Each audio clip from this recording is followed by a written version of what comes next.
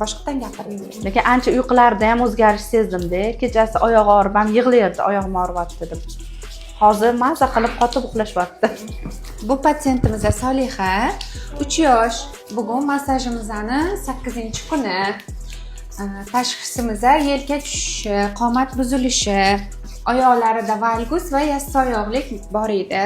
Ancha o'zgarishlar sezdik. O'zi ko'pincha yurganda oyog'i rosa og'riydi, oyog'im og'riyapti deb ko'p anaqa urardi-da. Valgus ham plaskoskopiya bo'lgan hisobiga.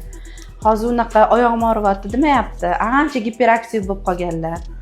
Keyin yaqinda ham ortoped ko'rigiga bordik, massajimizning 6-kuni edi.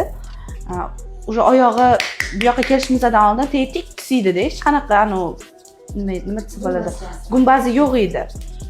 Hozir mana 6-kuni ortoped ko'rdilar.